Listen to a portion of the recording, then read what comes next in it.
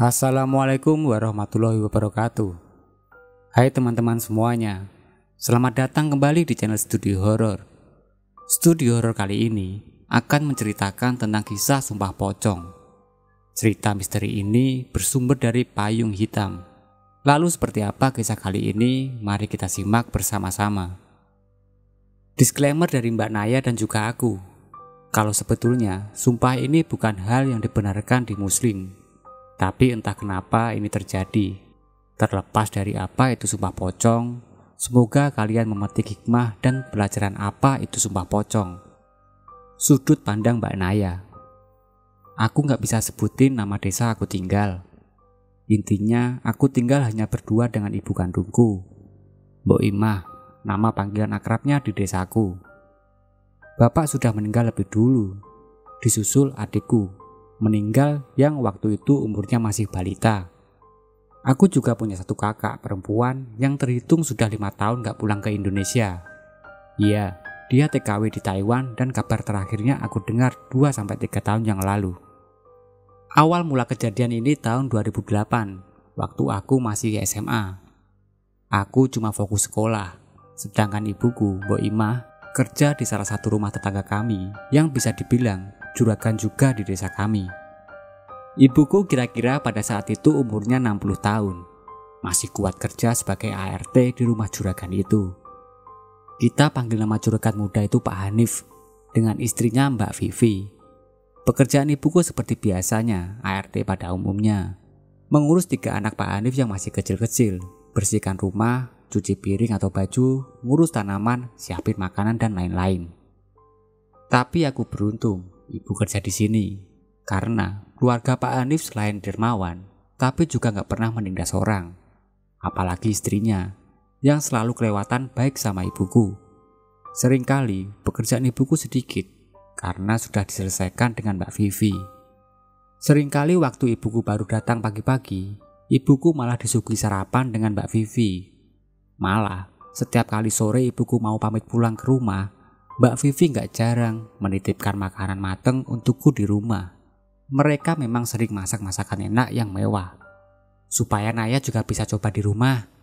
Selalu begitu salam Mbak Vivi untukku waktu menitipkan makanannya ke ibu. Ibuku sering cerita Mbak Vivi memang istri yang rajin. Bahkan rajinnya mengalahkan ibuku yang ART-nya. Ibuku seringkali gak enakan.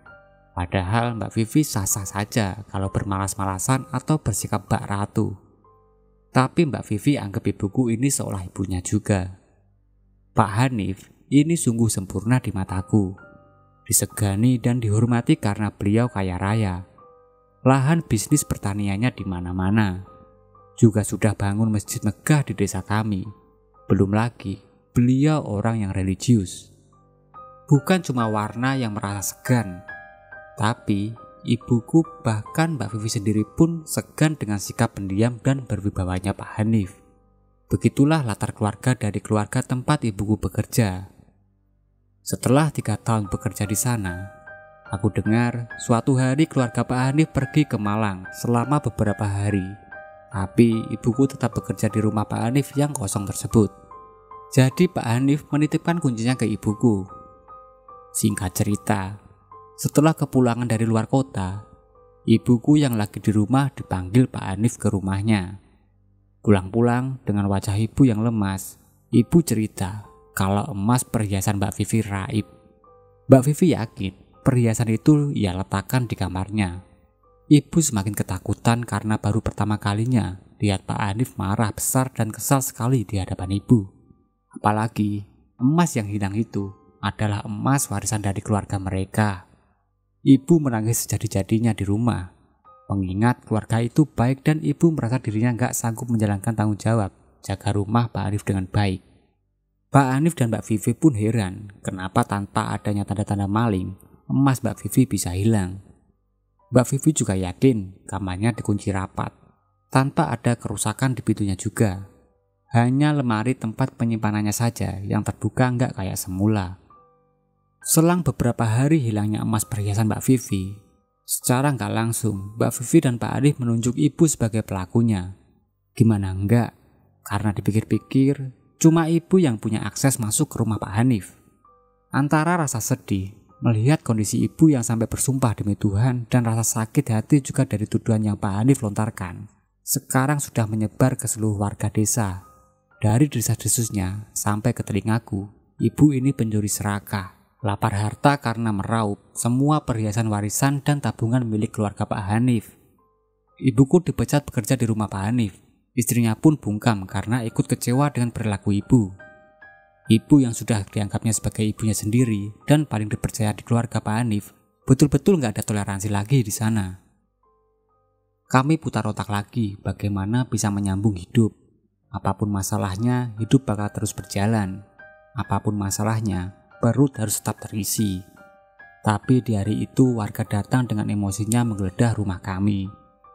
Betul saja, tanda-tanda emas itu bahkan emasnya pun gak ditemukan.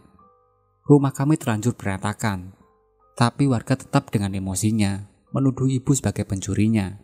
Banyak yang emosi dan benci sekali dengan kami akhirnya.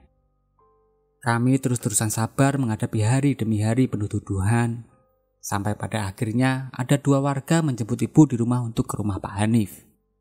Di sana Pak Hanif sudah menunggu. Aku menemani setiap detik apapun yang ibuku lalui waktu itu. Di sana aku lihat keramaian dari penduduk desa kami yang di dalamnya ada Pak Hanif juga beberapa pemangku desa. Dengan sopan mereka menyuruh kami masuk dan duduk. Bahasanya yang tertata itu seolah menuduh tajam ke ibu masih soal pencurian emas. Di situ juga mereka membahas soal aku yang nantinya tahun depan setelah lulus SMA mau masuk ke perguruan tinggi. Karena ibuku cuma gaji dan tabungannya pas-pasan, tanpa aku tahu juga, ibu pernah meminta pinjam ke Mbak Vivi dalam jumlah yang banyak. Tapi semua kesepakatan itu di tangan Pak Hanif. Akhirnya Mbak Vivi dan Pak Hanif nggak bisa meminjamkan uang untuk pendidikanku. Karena Pak Hanif tahu pasti, ibuku nggak akan mampu mengganti hutangnya. Dan akhirnya sampai sekarang ibu belum dipinjami uang oleh Pak Hanif. Menurut pemangku desa di sana dan keluarga Pak Hanif, menyuruh ibuku mengaku saja kalau memang betul. Ibu siap dimaafkan dengan ikhlas, yang penting emas itu dikembalikan. Sambil menangis, ibuku lagi-lagi bersumpah di hadapan banyak orang. Fitnah sudah menyebar, kabar bahwa ibulah pencurinya ditambah warga juga semua tahu cerita mengenai kelanjutan sekolahku. Ibu betul-betul sama sekali nggak tahu menahu bahkan soal perhiasan itu. Awalnya aku bisa sabar, tapi lama-lama tangisku juga pecah.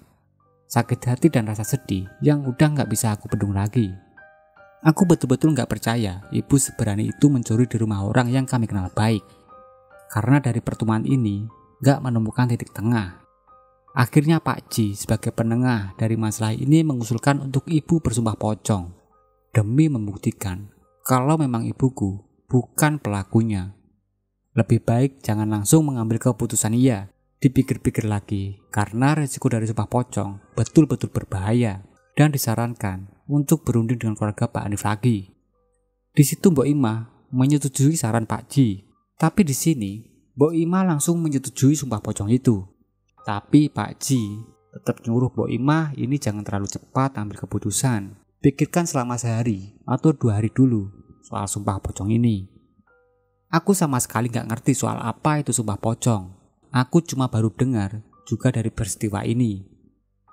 Ibu langsung mengiyakan tawaran dari Pak J tanpa dipikirkan dulu keputusannya.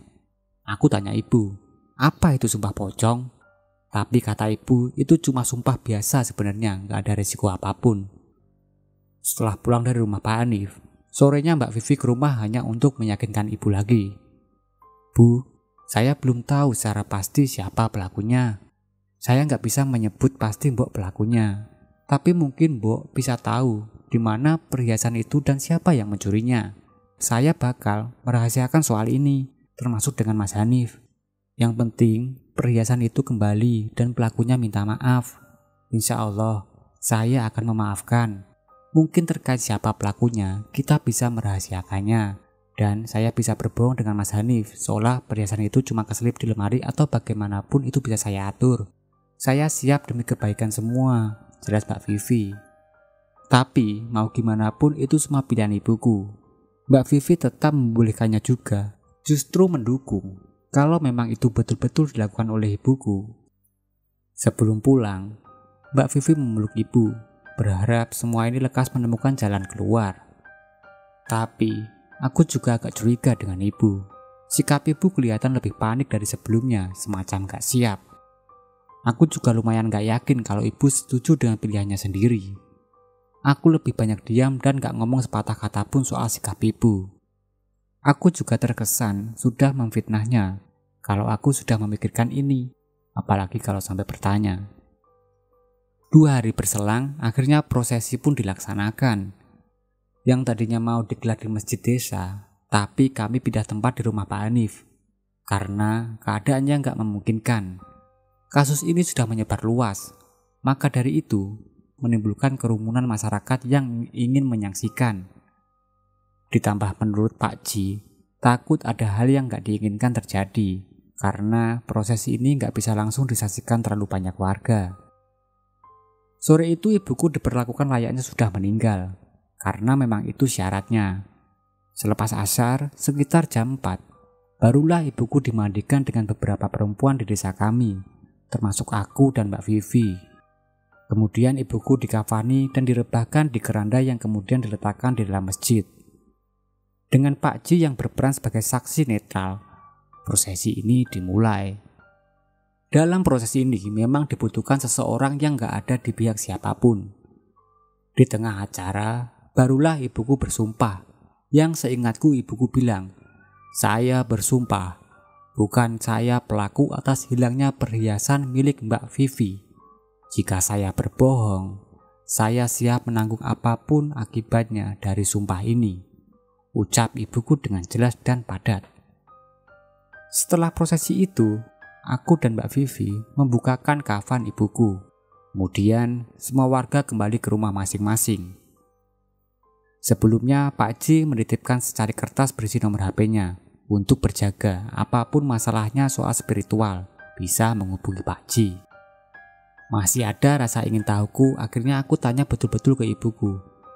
"Beneran bukan ibu kan pelakunya?" Pertanyaan itu betul-betul tak terbendung, yang aku pikirkan apa jadinya jika betul ibu yang mencurinya. Tapi, apapun niatnya, mau itu kilaf atau nggak sengaja, Naya ngeri melihat ibunya diperlakukan seperti itu. Di prosesi itu pun sangat-sangat serius. Aku memikirkan akibatnya bakal seperti apa kalau memang betul. Jawaban ibuku cuma, "Insya Allah, semua akan baik-baik saja, Nak. Karena memang bukan ibu pelakunya," jawab ibuku singkat. Dengan raut yang sekarang gak setegang tadi, aku akhirnya bisa tenang sedikit. Setelah itu kami merasakan diasingkan oleh penduduk desa. Ibuku juga akhirnya mendapat pekerjaan baru untuk menyambung hidup kami di pabrik tahu, untuk menjualnya keliling desa atau mengantar tahu ke pedagang pasar. Ibuku selalu bekerja dari jam 6 pagi sampai sore. Baru hadir di rumah, biasanya jam 5 sore. Baru 2 minggu umur ibu kerja di pabrik itu. Suatu sore aku nungguin ibu pulang sampai jam 10 malam. Karena aku panik, aku akhirnya nyari kemanapun aku bisa. Alat komunikasi kami pun cuma satu-satunya HP yang kami tinggal di rumah untuk menghubungi keluar. Ibu pun gak pernah bawa HP waktu kerja.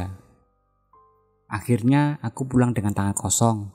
Tapi terkejutnya aku pas sampai di rumah, sepeda ibu sudah terparkir di depan teras. Aku langsung cepat-cepat masuk ke rumah dan cek ibu. Ternyata dia ada di kamar sedang tidur. Aku lega akhirnya.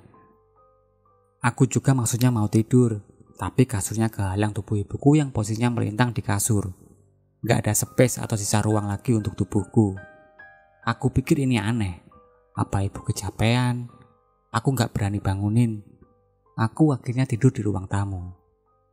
Selama aku berusaha untuk tidur, aku punya perasaan gak enak mengenai ibuku. Juga soal posisi tidurnya yang gak seperti biasanya. Akhirnya aku cek lagi ke kamar, siapa tahu ibu berubah posisi. Jadi aku bisa tidur di sebelahnya. Tapi ternyata enggak. Malah posisinya masih seperti tadi. Betul-betul seperti orang yang sudah meninggal. Tangannya dilipat ke dada dengan badan yang kaku. Aku balik lagi ke ruang tamu. Lagi-lagi gak mau bangunin ibu yang kelelahan. Waktu di ruang tamu, aku pun mulai tidur. Lama-lama masuk ke dalam mimpi yang menurutku inilah pertanda buruk untuk ibuku. Aku mimpi ibuku ada di suatu tempat entah di mana. Tapi mataku tiba-tiba seolah tertutup. Dan aku dengar banyak orang menangis di sekeliling. Aku bingung dan ketakutan, yang akhirnya aku bangun dalam keadaan syok dan berkeringat deras. Tanpa sadar, aku sudah menangis deras, yang buat wajah aku betul-betul basah. Sekedar memastikan lagi, akhirnya aku lari ke kamar ibu. Aku lihat di situ, ibu kusuk, sholat tahajud dan posisinya sedang rukun, menunduk, tangan memegang lutut. Aku lagi-lagi lega. Aku kembali tidur karena memang normalnya ibu sholat tahajud setiap hari di jam yang sama. Subuhnya aku bangun seperti biasa untuk kegiatan sehari-hari. Tapi aku bingung kenapa sudah jam 6 pagi ibu belum bangun. Gak ada pergerakan apapun dari ibu. Karena sebelum jam 6 ibu biasanya sudah berangkat pergi ke pengepul tahu. Aku lagi-lagi ke kamarnya bermaksud bangunin ibu. Mungkin dia lupa. Tapi aku goyang-goyangkan badannya betul-betul gak bergeming. Posisinya kini yang sama, tapi melintang di kasur dengan kepala dan wajahnya agak terlungkup menghadap kiblat. Aku merinding yang juga panik langsung menelepon Pak Ji. Untungnya Pak Ji cepat datang ke rumahku dengan istrinya. Beliau langsung ke kamar ibuku dan aku melihat ekspresi Pak Ji yang kaget. Pak Ji istighfar seolah hal buruk sudah terjadi. Ibumu udah gak ada, nak, jelas Pak Ji. Aku yang dipelukan istrinya tiba-tiba pingsan seketika.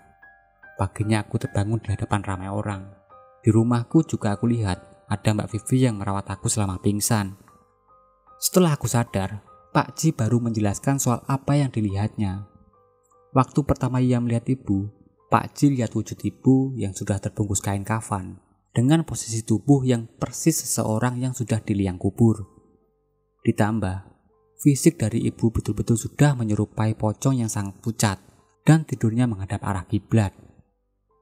Dari penglihatanku, ibu biasa aja seperti orang yang sedang tidur normal. Malam itu juga diadakan acara tahlilan di rumah Pak Hanif. Karena pada saat itu aku masih SMA dan lugu nggak ngerti apapun. Jadi, Mbak Vivi lah yang menyiapkan segalanya. Ibuku dimakamkan juga pada sore itu yang dibantu keluarga Pak Hanif dan Mbak Vivi. Mbak Vivi selalu berusaha menenangkanku di dekatnya. Aku lihat gelagat Mbak Vivi yang merasa betul-betul menyesal dan bersalah padaku. Belum selesai sampai di sini, Pak Ji akhirnya mempertemukan aku lagi dengan keluarga Pak Hanif. Maaf, Nduk, kami harus membahas ini. Walaupun saya tahu adik masih berduka, tapi pihak Pak Hanif butuh klarifikasi. Jelas Pak Ji yang hanya aku balas dengan anggukan. Sebetulnya, menurut Pak Ji dan keluarga Pak Hanif, sebelum ibu dimandikan atau masih dalam keadaan tidur, mereka melihat ibuku sudah rapi menjadi pocong. Keadaan yang sungguh berbeda dari apa yang aku lihat. Cuma, aku melihat ibu layaknya orang tidur biasa. Pak Ji juga bilang, memang ini konsekuensinya jika berani berbohong dan bersumpah pocong. Ya, risikonya kematian. Aku yang masih gak terima sama sekali kalau ibuku pencuri, bahkan berani berbohong. Aku jelaskan pada mereka kalau ibuku sakit biasa. Ibu memang punya riwayat sakit ginjal, tapi sudah lama dan diagnosanya gak begitu parah. Aku masih gak menduga kalau ibu mencuri barang berharga dari Mbak Vivi, orang yang begitu baik dengan keluargaku. Yang sering disanjung juga ibuku soal kebaikan mereka. Setelah dipikir-pikir, gak ada yang gak mungkin. Aku perlahan menerima kenyataan kalau memang ibuku yang nyuri. Sebetulnya, kurang puas mungkin dari Mbak Vivi yang belum menemukan di mana emasnya.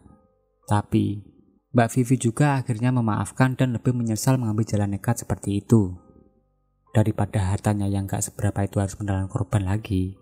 Jadi, Mbak Vivi lebih baik gak nyari lagi siapa pencurinya. Gak ada yang bisa menggantikan nyawa, tapi harta bisa dicari lagi. Setelah kepergian ibu, aku jadi sendirian, hidup mandiri. Ya, mau gimana lagi? Rasanya, semakin aku sendirian, aku masih merasa ibu ada di sini. Wangi serimpi khas jenazah masih tercium di penjuru rumah. Antara sedih, tapi ngeri. Beberapa hari kemudian aku mimpi bertemu ibu. Aku yakin ini bukan mimpi, karena terlalu nyata. Tapi kalaupun ini nyata, ini terlalu gak logis. Aku dengar ibu sambil mengelus rambutku dan memanggil, "Duk, Duk." Kemudian aku bangun. Melihat di depanku ada ibu yang sedang sholat memakai mukena putih dengan posisi ruku di samping tempat tidur. Aku masih gak yakin ini mimpi. Aku amati gerakan nyatanya. Bahkan angin malam waktu itu terasa semilit. Semakin aku amati, aku semakin lemas dan gelap. Bangun, hari sudah pagi. Tapi aku bukannya segar, malah ngerasa lemas dan aku pingsan lagi. Setelah dari kejadian itu, aku jadi takut ada di rumah sendirian. Jadinya, aku cerita ke Mbak Vivi, Pak Hanif, bahkan Pak Haji kalau ibu masih di rumah. Mau dibantah seperti apapun, yang aku lihat itu ibu, nyata. "Jangan perlihatkan lagi bu, Naya takut, Naya sendirian di rumah," ucap aku setiap aku sendirian di rumah. Semenjak itu, tidak ada lagi gangguan dari ibuku. Tapi yang namanya itu ibuku, aku gak pernah lupa gimana merasakan kehadirannya di sini. Singkat cerita, aku memutuskan pindah ke Surabaya karena budeku menawarkan tinggal dengannya. Budeku, atau saudara jauh dari almarhum bapakku, namanya Bu As. Aku pindah membawa seluruh barang yang bisa aku bawa. Waktu aku angkut lemari yang ada di dapur, aku sekalian sapu juga karena debu numpuk yang selama ini gak tersentuh tangan. Aku nemu satu kantong plastik kecil yang sengaja diikat rapi di bawah lemari itu diletakkan. Takutnya ini punya ibuku. Aku buka dan ternyata isinya perhiasan emas. 1 kalung dan 2 emas yang ukurannya gak terlalu besar. Punya siapa ini ya? Aku gak pernah lihat ibu pakai perhiasan ini. Untuk apa ibu simpan perhiasan ini? Jangan-jangan ini perhiasan Mbak Vivi. Akhirnya, karena aku mikir juga perhiasan yang ternyata sedikit ini udah ngambil nyawa ibuku, niatnya aku simpan saja dan suatu saat aku jual yang paling harganya gak seberapa itu. Aku sudah dibuat kesal dengan keputusan Mbak Vivi karena menghilangkan nyawa ibuku. Bahkan aku ingat Pak Hanif bilang, hilang semua, ternyata cuma 3. Ya kalaupun cuma 3, kenapa bilang semuanya? Kalau memang semuanya, ini sedikit banget. Sudah kalut perasaanku waktu itu. Pilihanku untuk tetap aku simpan saja entah sampai kapan. Setelah kurang lebih setahun, kalau nggak salah, aku pikir perbuatanku ini salah. Dan gak tega juga ke Mbak Vivi. Kalau memang cuma 1 biji, tapi itu barang berharga, siapa yang gak akan murka atau panik kehilangannya? Ya kan? Dari Surabaya aku putuskan untuk ke rumah Mbak Vivi waktu itu, ke desa tempat aku tinggal dulu, untuk sekedar mengembalikan perhiasan itu. Ternyata betul itu punya Mbak Vivi. Ada lagi Mbak yang hilang? Siapa tahu ibuku sudah menjualnya. Nanti biar aku gantikan lagi, tanya aku memastikan. Dan mau tahu juga apa memang ada sebanyak apa yang hilang. Gak perlu Naya, cuman ini aja kok yang hilang, jawab Mbak Vivi dengan entengnya. Lagi-lagi aku berpikir, cuma ini yang membuat nyawa ibuku melayang. Terima kasih Naya, kamu udah baik banget mau rela jauh-jauh dari Surabaya untuk kembalikan perhiasan ini. Aku mau titip ini untuk kamu, jaga baik-baik ya, tawar Mbak Vivi yang memberikan kalung tersebut. Tapi aku gak mau lagi melihat wujud kalung itu. Aku mau melupakan sakit hati dan juga mau ikhlas kepergian ibuku. Aku pun menolaknya dengan sopan dan balik lagi ke Surabaya. Di jalan pulang menuju Surabaya aku berkecamuk. Mencuri bukan hal yang dibenarkan. Tapi aku gak pernah habis pikir. Ibuku mencuri cuma untuk biaya kuliahku, bukan untuk kekayaan dan kepuasan. Kalaupun untuk kaya, sepertinya ibuku bakal mencuri dengan jumlah yang banyak. Orang yang sekali diampuni, ketahuan mencuri pun bakal mengulang hal yang sama. Bertambah dan bertambah, banyak jumlah yang dicuri. Tapi sebagai korban, harusnya Pak Hanif tidak melebih-lebihkan menyikapi kasus ini. Akhirnya, aku hidup di Surabaya dengan tenang, memulai segalanya yang baru, dan akhirnya siap menceritakan ini ke banyak orang untuk sharing, tanpa menjatuhkan aib sendiri. Untuk nama yang sudah aku sebut di atas, sudah aku samarkan identitasnya. Jadi kalaupun ada kesamaan, mungkin itu hanya kebetulan. Cerita pun selesai. Wassalamualaikum warahmatullahi wabarakatuh.